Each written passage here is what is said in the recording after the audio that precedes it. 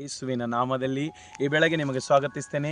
ಇವತ್ತಿನ ವಾಕ್ಯ ಎಫೆಷನ್ಸ್ 4ನೇ ಅಧ್ಯಾಯ 26ನೇ ವಾಕ್ಯದಲ್ಲಿ ಯೇಸು ಸ್ವಾಮಿ ಹೀಗೆ ಹೇಳಿದ್ದಾನೆ, ನಿಮ್ಮ ಸಿಟ್ಟು ಸೂರ್ಯ ಮುಣೋಗಿಂತ ಮುಂಚೆ ತೀರಲಿ ಅಂತ ಯೇಸು ಹೇಳಿದ್ದಾನೆ. ಪ್ರಿಯರೇ, ಇವತ್ತು ನಾವು ನೋಡುವಾಗ ಲೋಕದಲ್ಲಿ ಅನೇಕ ಜನರು ಈ ಸಿಟ್ಟಿನ ಭಾವನೆಯಿಂದ ಜೀವಿಸ್ತಾ ಇದ್ದಾರೆ.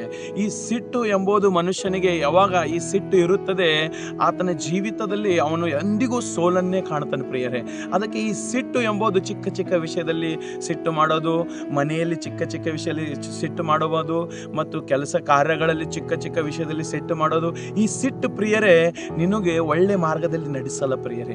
ಅದಕ್ಕೆ ಯೇಸು ಹೇಳ್ತಾ ಇದ್ದಾನೆ, ನಿಮ್ಮ ಸಿಟ್ಟು ಸಾಯಂಕಾಲವರೆಗೆ ತೀರಲಿ ಅಂತ ಯೇಸು ಹೇಳ್ತಾ ಇದ್ದಾನೆ. ಯಾಕಂದ್ರೆ ನಮ್ಮ ಸಿಟ್ಟು ಸಾಯಂಕಾಲವರೆಗೆ ಇರ್ಬೇಕು ಪ್ರಿಯರೇ. ಅದು ಹೆಚ್ಚಾದ ಆಯ್ತಲ್ಲ, ನಮ್ಮ ಜೀವಿತ ನಾಶ ಕಡೆಗೆ ಹೋಗ್ತದೆ ಪ್ರಿಯರೇ.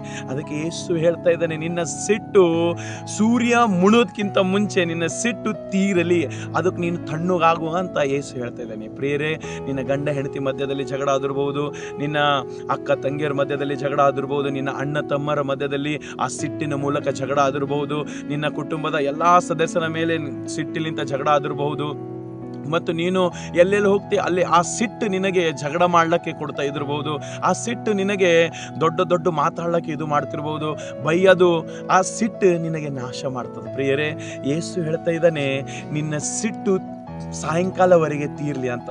ನೀನು ಯಾರಿಗ್ಯಾರಿಗೆ ಸಿಟ್ಟು ಮಾಡಿದಿ, ಯಾರಿಗ್ಯಾರಿಗೆ ಬೈದಿದಿ, ಯಾರಿಗ್ಯಾರಿಗೆ ಹೊಡೆದಿದಿ, ಈ ಕೈಲಿಂತ ನೀನು ಗೊತ್ತಿಲ್ಲ, ನೀನು ಯಾರಿದ್ದೀರಿ, ಯಾವ ಸ್ಥಳದಲ್ಲಿ ಇದ್ದೀರಿ ಗೊತ್ತಿಲ್ಲ. ಆದರೆ ಯೇಸು ಹೇಳ್ತಾ ಇದ್ದಾನೆ, ನಿನ್ನ ಸಿಟ್ಟು ಸಾಯಂಕಾಲವರೆಗೆ ಅದು ತೀರಲಿ, ತಣ್ಣಗೆ ಆಗಲಿ ಅಂತ ಯೇಸು ಹೇಳ್ತಾ ಇದ್ದಾನೆ. ಪ್ರಿಯರೇ, ಯೇಸು ಆ ಕಾಲದಲ್ಲಿ ಈ ವಾಕ್ಯ ಹೇಳಿದ್ದಾನೆ. ಪ್ರಿಯರೇ, ಈಗ ನಮ್ಮನ್ನು ಕೂಡ ಹೇಳ್ತಾ ಇದ್ದಾನೆ. ನೋಡ್ರಿ, ಅನೇಕ ಜನರು ಈ ಸಿಟ್ಟಿಲಿಂತ ಲೋಕದಲ್ಲಿ ಎಷ್ಟೋ ಜನರು ಇದ್ದಾರೆ ಪ್ರಿಯರೇ. ಆ ಸಿಟ್ಟು ಎಂಬುದು ಮನುಷ್ಯನಿಗೆ ನಾಶ ಕಡೆಗೆ ಹೋಯ್ತದೆ ಪ್ರಿಯರೇ. ಈ ಸಿಟ್ಟು ನಮಗೆ ಎಲ್ಲಾ ಸೋಲುವಿಕೆಯಲ್ಲಿ ಒಯ್ತಾ ಇದೆ. ಈ ಸಿಟ್ಟು ನಮಗೆ ಭಯಲ್ಲಿ ತರುತ್ತದೆ. ಈ ಸಿಟ್ಟು ಒಬ್ಬನಿಗೆ ಕೊಲೆ ಮಾಡುತ್ತದೆ. ಈ ಸಿಟ್ಟು ಒಬ್ಬನಿಗೆ ನಾಶ ಮಾಡುತ್ತದೆ. ಈ ಸಿಟ್ಟು ಒಬ್ಬನಿಗೆ ತಪ್ಪಾದ ಮಾರ್ಗದಲ್ಲಿ ಒಯ್ತದೆ. ಈ ಸಿಟ್ಟು ಎಂಬುವುದು ಅದು ಬಹಳ ಡೇಂಜರ್ ಪ್ರಿಯರೇ. ಅದಕ್ಕೆ ಯೇಸು ಹೇಳ್ತಾನೆ, ನಿನ್ನ ಸಿಟ್ಟು ಸಾಯಂಕಾಲವರೆಗೆ ಅದು ತಣ್ಣಗಾಗಲಿ ಅಂತ ಯೇಸು ಹೇಳಿದಾನೆ. ಪ್ರಿಯರೇ, ಈ ವಾಕ್ಯ ನೀನು ಯಾರಾದರೂ ಇರ್ಬೋದು, ಎಲ್ಲಾದರೂ ಇರ್ಬೋದು, ಈ ಸಿಟ್ಟಿನಿಂದ ನಿನ್ನ ಕುಟುಂಬದಲ್ಲಿ ನೀನು ಎಲ್ಲ ಜನರಿಗೆ ಸಿಟ್ಟು ಮಾಡಿದೇನು, ನಿನ್ನ ಸೇವೆ ಕೆಲಸ ಕಾರ್ಯಗಳಲ್ಲಿ ಸಿಟ್ಟಿನಿಂದ ಅಹಂಭಾವದಿಂದ ಗರ್ವದಿಂದ ನಡೀತಾ ಇದ್ರಬಹುದು. ಈ ಸಿಟ್ಟು ನಿನಗೆ ಗರ್ವ ತರುತ್ತದೆ. ಈ ಸಿಟ್ಟು ನಿನಗೆ ಎಲ್ಲಾ ತರದಲ್ಲಿ ಅಶಶ್ವ ಕಾಣುತ್ತದೆ. ಈ ಸಿಟ್ಟು ನಿನಗೆ ಎಲ್ಲಾ ಮಾರ್ಗದಲ್ಲಿ ತಪ್ಪಿಸುತ್ತದೆ. ಪ್ರಿಯರೇ, ಯೇಸು ಹೇಳ್ತಾ ಇದ್ದಾನೆ, ನಿನ್ನ ಸಿಟ್ಟು ಸಾಯಂಕಾಲವರೆಗೆ ತೀರಲಿ.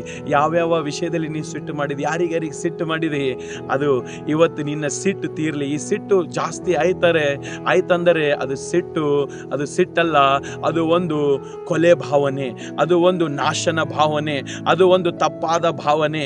ಅದು ಸಿಟ್ಟು ಯಾವಾಗ ಜಾಸ್ತಿ ಆಗ್ತದೆ, ನಿನ್ನ ಪ್ರಾರ್ಥನೆ ದೇವರು ಕೇಳಲ್ಲ. ಆ ಪ್ರಾರ್ಥನೆ ಕೇಳುತ್ತಾರೆ, ಆದರೆ ಅದಕ್ಕೆ ಉತ್ತರ ಬರಲಿಕ್ಕೆ ತಡ ಆಗುತ್ತದೆ. ಸೇವೆ ಮಾಡ್ತಿ, ಎಲ್ಲ ಮಾಡುತ್ತಿ, ಪ್ರಾರ್ಥನೆ ಮಾಡ್ತಿ, ಸೇವೆ ಮಾಡ್ತಿ, ಬೈಬಲ್ ಓದ್ತಿ, ಆದರೆ ಒಬ್ಬ ಮನುಷ್ಯನ ಮೇಲೆ ಹೆಚ್ಚಾದ ಸಿಟ್ಟು ನೀನು ಮಾಡುತ್ತಿ, ಆದರೆ ಅವಾಗ ನಿನ್ನ ಜೀವಿತ ಸೋಲಿನಲ್ಲಿ ನಡೀತದೆ ಪ್ರಿಯರೇ. ಅದಕ್ಕೆ ಯೇಸು ಹೇಳ್ತಾ ಇದ್ದಾನೆ, ನೀನು ಪ್ರಾರ್ಥನೆ ಮಾಡ್ತಾ ಇದ್ದಿರ್ಬೋದು, ವಾಕ್ಯ ಓದ್ತಾ ಇದ್ದಿರ್ಬೋದು, ಎಲ್ಲವನ್ನು ಮಾಡ್ತಾ ಇದ್ದಿರ್ಬೋದು, ಆದರೆ ಆ ಸಿಟ್ಟು ನಿನಗೆ ಒಂದು ಒಳ್ಳೆ ಜೀವಿತದಲ್ಲಿ ಒಯ್ಯಲ್ಲ ಪ್ರಿಯರೇ. ಅದಕ್ಕೆ ಯೇಸು ಹೇಳ್ತಾ ಇದ್ದಾನೆ, ಸಾಯಂಕಾಲವರೆಗೆ ನಿನ್ನ ಸಿಟ್ಟು ತಣ್ಣಗೆ ಆಗಲಿ ಅಂತ ಯೇಸು ಹೇಳ್ತಾ ಇದ್ದಾನೆ.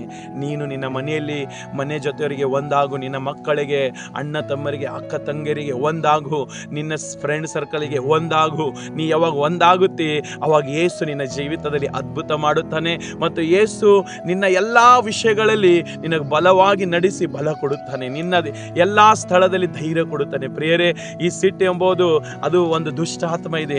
ಈ ಸಿಟ್ಟು ಯಾವಾಗ ಹೋಗುತ್ತದೆ ಅವಾಗ ನಿನ್ನ ಜೀವಿತ ಸುಂದರ ಆಗುತ್ತದೆ, ನಿನ್ನ ಕುಟುಂಬ ಸುಂದರ ಆಗುತ್ತದೆ, ನಿನ್ನ ಕೆಲಸ ಕಾರ್ಯಗಳು ಎಲ್ಲವೂ ಸುಂದರ ಆಗುತ್ತದೆ. ಯೇಸು ಈ ವಾಕ್ಯ ನಿನ್ನನ್ನು, ನಿನ್ನ ಕುಟುಂಬವನ್ನು ಆಶೀರ್ವಾದ ಮಾಡಲಿ. ಆಮೀನ್.